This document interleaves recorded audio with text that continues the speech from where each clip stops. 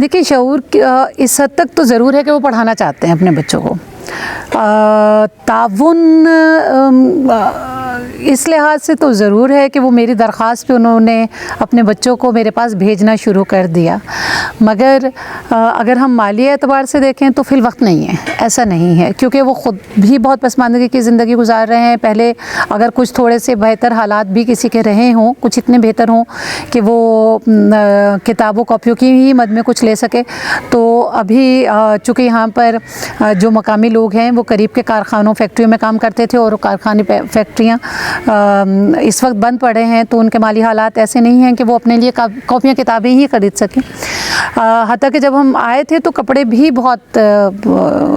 पसमानदगी की हालत का जो है ना मुँह बोलता सबूत थे। तो वो फिर हमने कुछ लोगों से दरख्वास्त की, तो कुछ बेहतर हालत में इस्तेमाल शुदा कपड़े, कुछ नए कपड़े कुछ लोगों ने हमें दोस्त अहबाब ने जमा करके दिए, तो वो हमने फिर इन बच्चों को, ताकि स्कूल आते हुए वो ज़रा साफ़ सुथरे नज़र आएँ, वो भी उन तक पहुँचाए। इस लिहाज से ताउन फ़िल वक्त तो उनके अपने भी साथ में भी नहीं है, मैं ये नहीं कह सकती कि वो होते हुए नहीं कर रहे हैं। हाँ, अलबत्ता जो यहाँ के बासर हज़रात हैं या बारसूख हज़रात हैं या जिनके ज़राए हैं,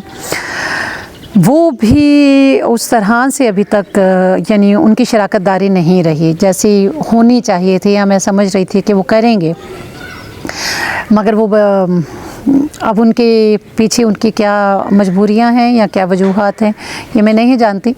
मगर हमने सोचा था कि वो अपने इलाके के लिए अगर कोई स्कूल बनाना चाहते हैं तो कहीं ना कहीं उनका ताउन ज़रूर शामिल होगा, मगर फ़िल वक्त ऐसा नहीं है।